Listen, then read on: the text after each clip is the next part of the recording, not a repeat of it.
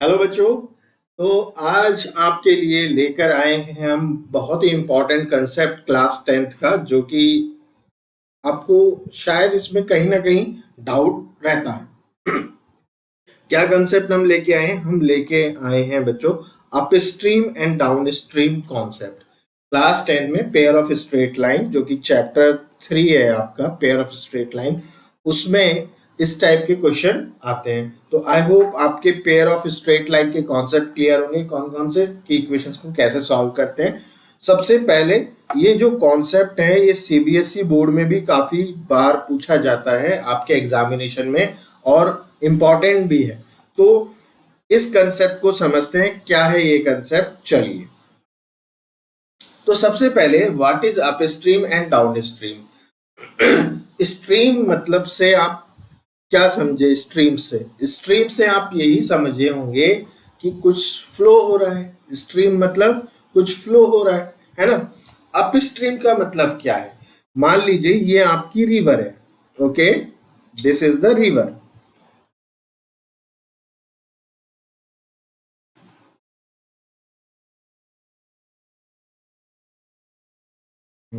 Okay, this is the river. Okay, तो river का flow इस डायरेक्शन में है। कोई आपकी एक स्ट्रीम है, उसका फ्लो आपका इस डायरेक्शन में बह रहा है। देखिए किस डायरेक्शन में बह रहा है, ये इस डायरेक्शन में बह रहा है। Okay, like this. और जो आपकी बोट है, बोट जो है इस डायरेक्शन में मूव हो रही है। बोट जो है इस डायरेक्शन में, जब बोट और आपकी स्ट्रीम का फ्लो अपोजिट डायरेक्शन में हो, किस डायरेक्शन में हो? अपोजिट डायरेक्शन में, वो कहलाता है आपका अप स्ट्रीम। वो कहलाता है आपका अप स्ट्रीम। लेकिन जब आपकी स्ट्रीम भी सेम डायरेक्शन में हो और बोट भी सेम डायरेक्शन में मूव कर रही है, वो आपका क्या कहलाता है? Down stream. वो क्या कहलाता है? Down stream. डाउन स्ट्रीम में आप सेम डायरेक्शन से आप इसको समझ सकते हैं, और अप स्ट्रीम को आप कैसे समझ सकते हैं? Opposite direction. अच्छा, एक बात और इसमें ध्यान करने वाली बात है कि आपकी जो बोट है वो मूव कर रही है ना, वो मूव कर रही है, बोट आपकी मूव कर रही है। तो इसका मतलब जो बोट आपकी मूव करेगी up stream and down stream में, अगर अप स्ट्रीम में मूव कर रही है बोट आपकी, तो रिवर का फ्लो तो अपोजिट है, बोट का अपोजिट है, और रिवर का भी अपोजिट है। तो इसका मतलब बोट की स्पीड ज्यादा होगी। बोट की स्पीड तभी तो वो फ्लो कर पाएगी। भाई पानी इधर की तरफ फ्लो कर रहा है, बोट इधर की तरफ फ्लो कर रही है, तो बोट इधर फ्लो तब करेगी तब उसकी स्पीड किससे ज्यादा होगी? आपकी स्ट्रीम से। अच्छा, अब इससे पहले तो आप ये समझे अप स्ट्रीम और डाउन स्ट्रीम का मतलब क्या होता है ना। अप स्ट्रीम मतलब दोनों अपोजिट डायरेक्शन में मूव कर रही है, और डाउन स्ट्रीम मतलब दोनों सेम डायरेक्शन में मूव कर रही है ना। ये आपको चीज समझ में आई? देखिए मैं आपको डाउन स्ट्रीम दोबारा दिखा देता हूँ। ये डाउन स्ट्रीम है जो कि सेम डायरेक्शन में मूव कर रही है, सेम डायरेक्शन में मूव कर रहे हैं, है ना। ये क्लियर हो गया। अब इससे फायदा क्या है? क्या फायदा? अब देखिए इससे किस तरीके से क्वेश्चन सॉल्व करेंगे। तो सबसे पहले देखिए, इसमें अगर मैं इसकी ओवरऑल स्पीड निकालना चाहूं, कितना टाइम लगेगा, क्या डिस्टेंस फॉलो करेगी, तो उसके लिए हमारे पास एक फॉर्मूला है। क्या फॉर्मूला है भाई? Formula we know that very well कि स्पीड इज इक्वल टू क्या होता है? स्पीड इज इक्वल टू होता है डिस्टेंस अपॉन टाइम। अब देखिए यहां पर जो डिस्टेंस है, स्पीड है, अब उसकी अलग अलग सिचुएशंस आएंगी।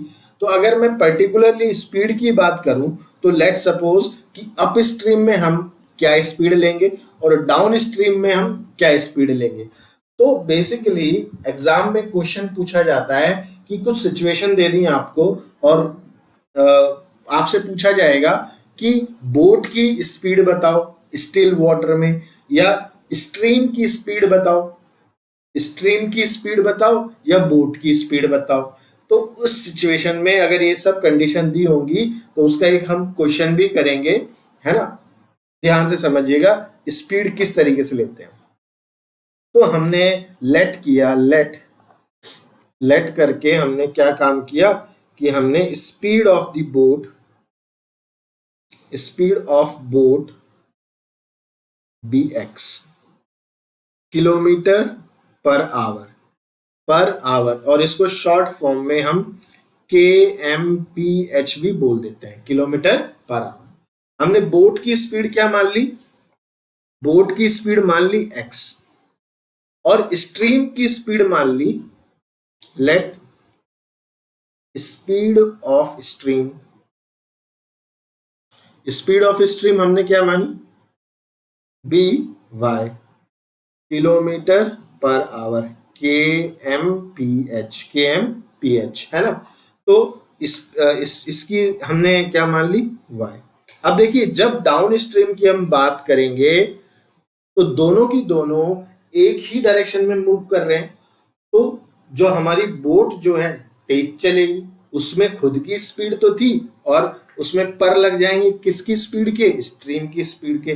तो ओवरऑल जो बोट है हमारी किस स्पीड से चलेगी? x plus y kilometre per hour. तो speed in upstream is क्या हो जाएगी? x plus y kilometre per our.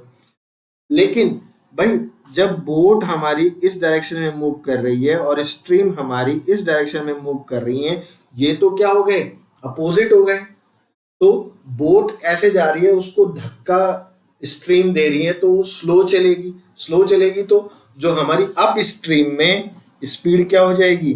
x minus y kilometre per hour minus होगी। और x पहले क्यों लिख रहे हैं? क्योंकि बोट हमारी मूव कर रही है ना, बोट हमारी मूव कर रही है, तो ऑब्वियसली x ज्यादा होगा y से, तभी तो वो मूव करेगी, इसलिए x पहले आएगा अगर आपने बोट की स्पीड को x माना है तो speed in downstream is क्या हो जाएगी? x minus y kilometre per hour. अब देखिए एक बात ध्यान रखिए, मैंने speed of boat in upstream ऐसा कुछ नहीं किया। स्पीड इन अप स्ट्रीम हम जो जिस हिसाब से मूव हो रहे हैं अप स्ट्रीम में, वो x प्लस वाई, और डाउन स्ट्रीम, सॉरी यहाँ पे ये डाउन स्ट्रीम आएगा, गलत लिख दिया मैंने, डाउन स्ट्रीम आएगा और यहाँ पे ये अप स्ट्रीम आएगा। देखिए मैं बोल सही रहा था, लिख गलत दिया, होता है कई बार ऐसे, है ना। तो डाउन स्ट्रीम में x प्लस वाई और अप स्ट्रीम में आपकी x माइनस वाई स्पीड होगी। अब जैसी जैसी सिचुएशन दी होगी, जैसे कि फॉर एग्जांपल अगर आपको भाई speed is equal to distance upon time से ये कंडीशन निकालनी होगी, ये सिचुएशन लगानी होगी, तो कंसेप्ट ये है आपका अप स्ट्रीम और डाउन स्ट्रीम का, है ना। अब इसको अप्लाई करते हैं क्वेश्चन में, जो कि बोर्ड में भी पूछा गया है आपके, है ना।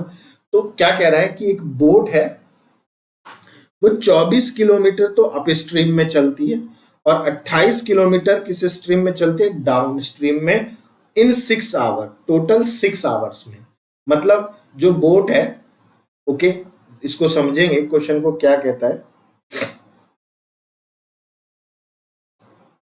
Let's understand the question. Question saying, whatever your boat, this is like flow, this is river, okay, आपकी 24 किलोमीटर तो भाई अप स्ट्रीम में चलती है, अप स्ट्रीम मतलब अपोजिट डायरेक्शन में, और 28 किलोमीटर चलती है आपकी डाउन स्ट्रीम में, मतलब कि सेम डायरेक्शन में।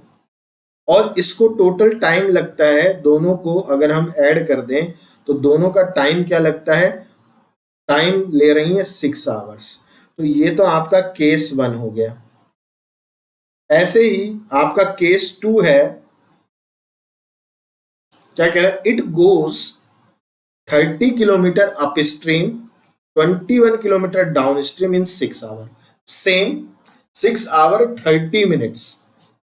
The speed of the boat is still water, speed of the boat. तो केस 2 क्या कह रहा है कि भाई अप स्ट्रीम मतलब कि जो अपोजिट डायरेक्शन में मूव कर रही है वो उतने चल रहे 30 किलोमीटर, और फिर दोनों की डायरेक्शन सेम हो जाती है, मतलब कि डाउन स्ट्रीम में चल रही 21 किलोमीटर और टोटल कितने टाइम ले रही है? 6 आवर 30 मिनट। 6 hour 30 minute. अब देखिए इस क्वेश्चन में आपको दो केस है, दो केस से दो इक्वेशन बनेगी, दो इक्वेशन बनेगी, फिर वही आपकी एक्स और वाई की वैल्यू आएगी।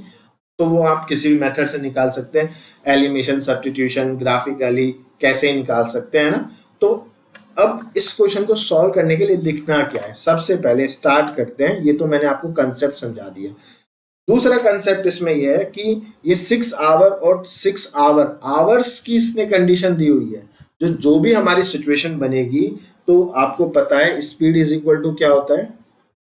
डिस्टेंस अपॉन टाइम होता है। अब देखिए जो सिचुएशन इसने दी हुई है, हम डाउन स्ट्रीम का टाइम निकाल लेंगे, अप स्ट्रीम का टाइम निकाल लेंगे, है ना।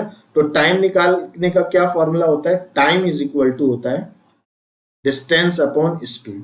टाइम इज इक्वल टू क्या होता है? Distance upon speed. क्लियर है? यहां तक क्लियर होना चाहिए, है ना। तो हम क्या काम करेंगे, अप स्ट्रीम जो केस 1 है, केस 1 का हम डाउन स्ट्रीम और अप स्ट्रीम का टाइम निकालेंगे, दोनों को ऐड कर देंगे, किसके इक्वल रखेंगे? 6 आवर के। याद रखिए टाइम हम किस में ले रहे हैं? आवर में ले रहे हैं, ठीक है। और यहाँ पे भी वो करेंगे। तो सबसे पहले इसका सॉल्यूशन करने के लिए हम क्या करेंगे? Let speed of boat in still water be, उसको हम क्या मान लेते हैं? X, and speed of stream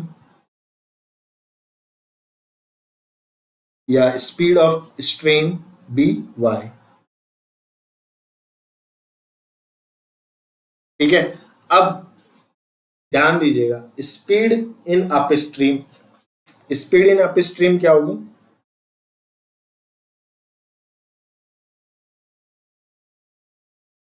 दोनों अपोजिट डायरेक्शन। अप स्ट्रीम का मतलब क्या है? अपोजिट डायरेक्शन, मतलब कि x minus y kilometre per hour मिलेंगे। Okay. And speed in down stream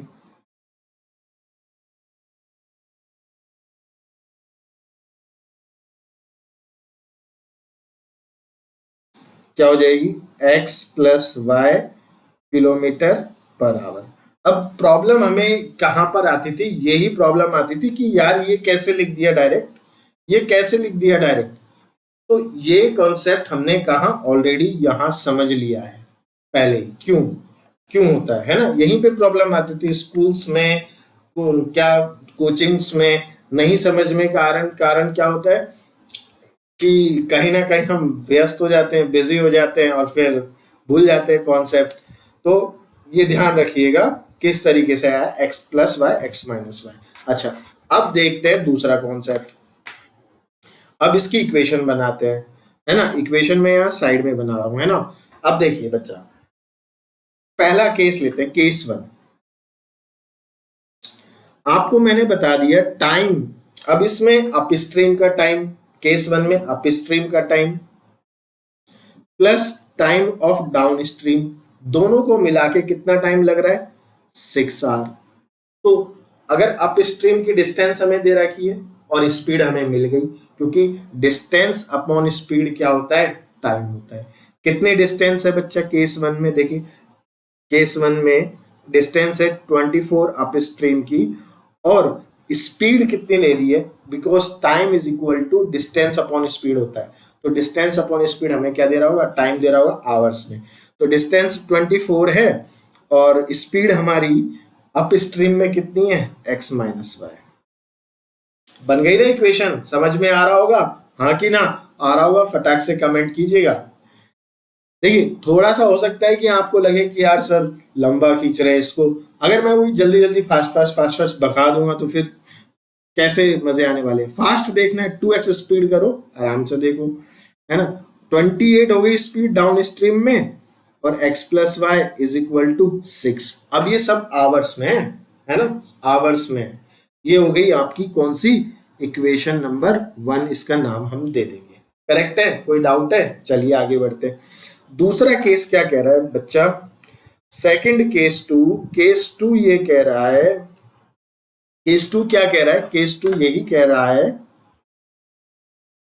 case to में भी वही हम क्या टाइम लेंगे, अप स्ट्रीम का टाइम लेंगे, डाउन स्ट्रीम का टाइम लेंगे और 6 आवर 30 मिनट के इक्वल कर देंगे। अब 30 मिनट क्या होता है, हाफ एन आवर होता है, उसको कन्वर्ट कर लेंगे, हाफ एन आवर को 1/2 हो जाएगा, है ना, 30 मिनट्स डिवाइड बाय 60 कर देंगे, फिर दोनों को प्लस कर देंगे, तो ये अपना इस तरीके से आ जाएगा 6 1/2, है ना, 6 + 1/2 आर, तो दैट इज 6 2 12, 13/2 आ जाएगा इस तरीके से। और बहुत सिंपल है, स्पीड जस्ट अभी अभी आपने पता करी क्या है, हाँ? स्पीड तो पता ही करी ली अप स्ट्रीम और डाउन स्ट्रीम की, अब टाइम निकाल लो, डिस्टेंस कितना सेकंड केस में 30 किलोमीटर अप स्ट्रीम, तो 30 by distance upon speed, speed upstream x minus y, speed same ही रहेगी x माइनस वाई, उसने कोई चेंज नहीं किया स्पीड में, प्लस अब 21 किलोमीटर डाउन स्ट्रीम में चला x plus y is equal to, ये कितना आ जाएगा 13/2, ये आपकी इक्वेशन 2 हो गई। ठीक है, तो यहां तक हमारा काम हो गया समाप्त, इक्वेशन 1 आ गई, इक्वेशन 2 आ गई। अब इसके बाद अब देखिए, इसको सॉल्व करने के बहुत सारे तरीके हैं, बच्चे लोग कई एलसीएम लेके सॉल्व करते हैं, मैं आपको सबसे आसान वे बता रहा हूं। क्या है सबसे आसान तरीका, सबसे आसान तरीका यही है कि आप लेट कर लो। कैसे लेट किया, लेट 1/x माइनस वाई को आपने a कंसिडर किया, correct, and 1/x plus y को आपने b कंसिडर किया। अब यहां से जो भी आपकी 24a बनेगा, क्या बनेगा 24a, भाई वो इक्वेशन क्या बन जाएगी 24a प्लस ये 1/xy को आप b लिखेंगे, 28y is equal to 6, correct. दूसरी ये इक्वेशन को आप क्या दे देंगे, अब अभी देखिए इस इक्वेशन को और सॉल्व करेंगे, इसमें से 6 कॉमन आ रहा है, 6 कॉमन आ रहा है, 6 ले लो कॉमन, तो 6 कॉमन इसमें से भी आ रहा है, 6 4 जा 24, लिख देंगे फ्रॉम इक्वेशन फर्स्ट, ये आ जाएगी, और ये y नहीं आएगा, ये आएगा b, ए और बी माना है ना, तो 6 कॉमन आ रहा है, 6 कॉमन कहां से आ रहा है, no no no 6 is not common, 3 2 2 common ले लो, 2 कॉमन आ रहा है, 2 ले लो कॉमन, तो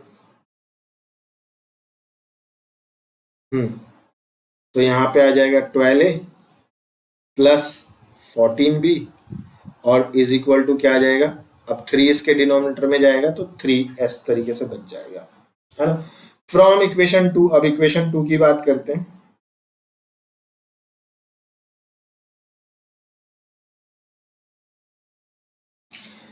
इक्वेशन 2 में देखो क्या है, 30/xy, 30 तो 1/xy लिख सकते हैं इसको, और 1/xy को हमने a माना है ना, तो क्या लिखेंगे 30a प्लस प्लस और 21/x plus Y, 1/x plus y को हमने b माना है, तो 21b इज इक्वल टू 13/2।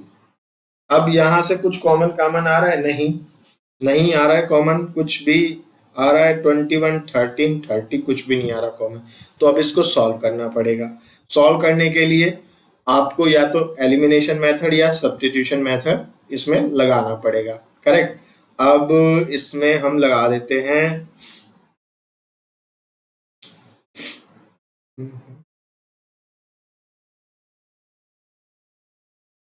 अब इस इक्वेशन को 3 नाम दे दो, इसको 4 दे दीजिए, ठीक है। तो अब इसमें हम एलिमिनेशन मेथड लगा, इसको और थोड़ा सा सिंप्लीफाई कर देते हैं फिर देंगे, तो 60a 2 को इधर भेज देते हैं, प्लस ये हो जाएगा आपका 42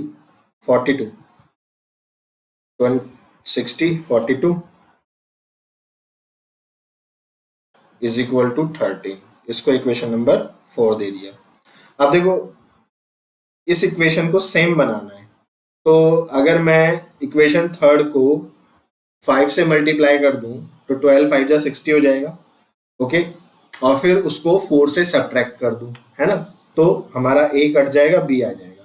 तो क्या करेंगे, multiply equation third by 5 and subtract with and 4 minus जो भी न्यू इक्वेशन आएगी उसको देखते हैं। तो पहले मल्टीप्लाई कर लेते हैं, तो 60a आ जाएगा, प्लस कैसे आया देखिए, मैं लिख देता हूँ 12a plus 14b is equal to, और इस पूरी इक्वेशन को मैं किससे मल्टीप्लाई कर रहा हूँ, 5 से, है ना। तो 60a, एलिमिनेशन मेथड में एक एलिमेंट को एलिमिनेट करना होता है ना, तो सेम बनाना पड़ेगा। सेम बनाने का तरीका, मतलब पूरी इक्वेशन को आप किसी नंबर से मल्टीप्लाई करो उसके एलसीएम से, कि दोनों में सेम आ जाए। आप जरूरी नहीं है कि आप ए को सेम बनाएं, ए इजी पड़ रहा था इसलिए मैंने ए को सेम बनाया, क्योंकि 12 5 जा 60 होता है सीधा। नहीं तो आप अपनी मर्जी से बी को भी सेम बना सकते हैं।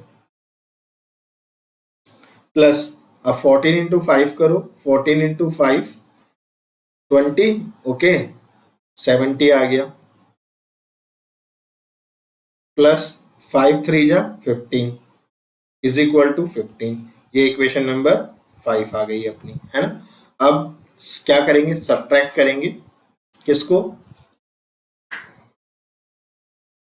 here I will solve, subtract 5 minus 4, now 5 minus 4, so 5 को मैं ऊपर लिख देता हूँ, 60a plus 70b is equal to 15 minus बाद में लगाता हूँ, तो 60a plus 42b is equal to 13। अब जब भी हम माइनस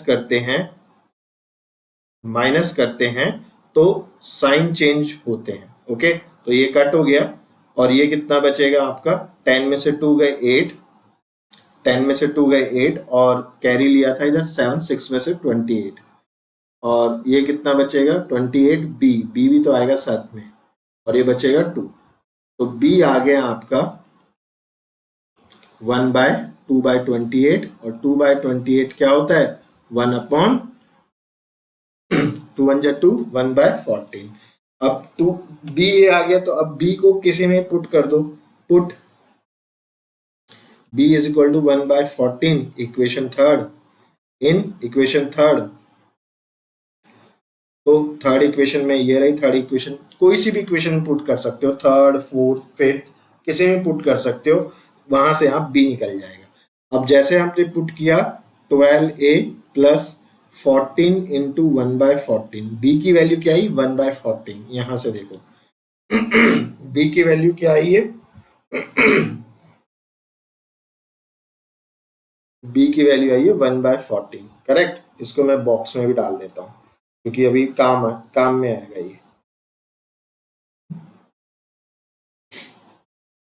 ये लीजिए, है ना, बी की आ गई। अभी आंसर पूरा नहीं हुआ है अपना, करेक्ट। अब b इज इक्वल टू 3, 14 से 14 कटा, तो 12a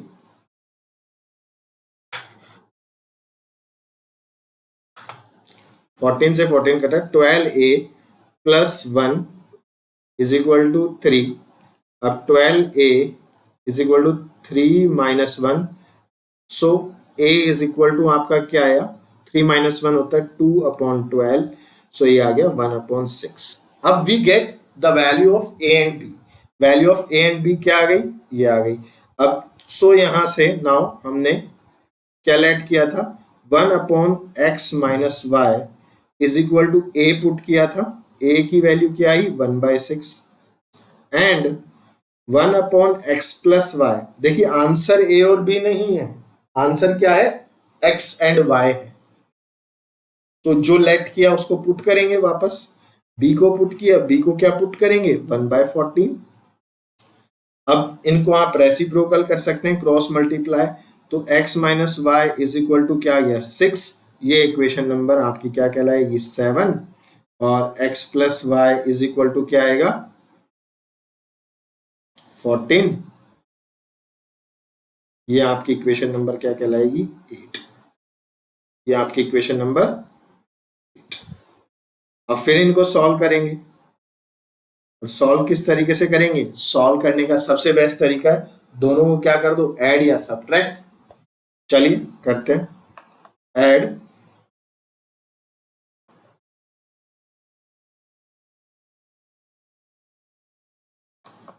कौन सी? 7 एंड 8।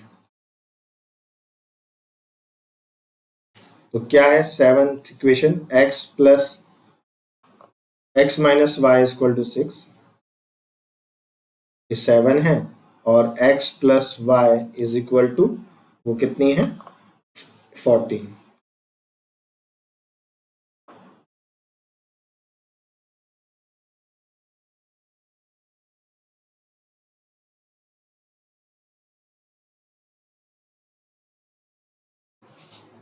तो ये आ गया आपका 14।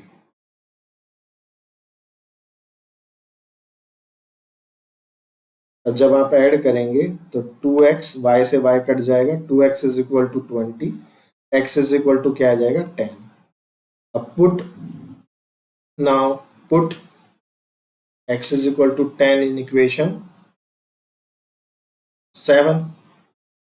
तो x 10 पुट करोगे या 8 में पुट कर लो, वो ज़्यादा इजी है। 8 में पुट करोगे 10 plus y is equal to 14, so y is equal to क्या आ जाएगा? 4। सो देयरफॉर यहां से आपको पता लग गया, क्या पता लग गया भाई? कि x क्या हमने एज्यूम किया था? देखो x हमने एज्यूम किया था क्या भाई? x था speed of boat still water, और यही पूछिए the speed of the boat in still water. So therefore speed of the boat in still water is कितनी आ गई भाई? is कितनी आ गई? ये 10 kilometre per our. Per hour में आएगी, यूनिट याद रखना। अगर आपने एग्जाम में यूनिट नहीं लिखी तो हाफ मार्क्स आपका गया, समझो। जो बच्चे 99, 99.5 या 96 इस पे अटकते हैं ना, तो उनका मिस्टेक मैक्सिमम टाइम पे यूनिट ही रहता है। और फिर देखिए दूसरा तो आंसर पूछा नहीं है, speed of water, speed of stream. लेकिन अगर कई बार क्वेश्चन में पूछे, लिख दो, क्या फर्क पड़ता है? Is 4 kilometre per hour. तो बच्चों आई होप आपको क्लियर हो गया होगा आज का ये जो भी डाउट था, ये कंसेप्ट था, है ना, अच्छे से क्लियर हो गया होगा। कोई भी आपको इसमें डाउट होता है तो आप कमेंट करके पूछ सकते हैं। और हाँ, हर एक चैप्टर के ऐसे कुछ ना कुछ मतलब होते हैं कॉन्सेप्ट जिसमें आपको प्रॉब्लम रहेगी, तो वैसे ही वीडियो मैं आपके लिए लाता रहूंगा छोटे छोटे, जिससे कि आप उस कंसेप्ट को सीख सके और सीख सके अपने मार्क्स को सिक्योर, फुल मार्क्स सिक्योर कर सके। तो बच्चों घबराना बिल्कुल भी नहीं है। अपना जो भी कॉन्सेप्ट आपको परेशानी होती है, प्रॉब्लम होती है किसी भी कॉन्सेप्ट को लेके, आप कमेंट सेक्शन में लिखिए और I will make a video for you. So अगर वीडियो आपको अच्छा लगा, पसंद आया, कमेंट करें, सब्सक्राइब भी करें चैनल को, अपने फ्रेंड्स के साथ जरूर शेयर करें। ओके, मिलते हैं फिर से बच्चों, बाय बाय दूसरे वीडियो में। Take care.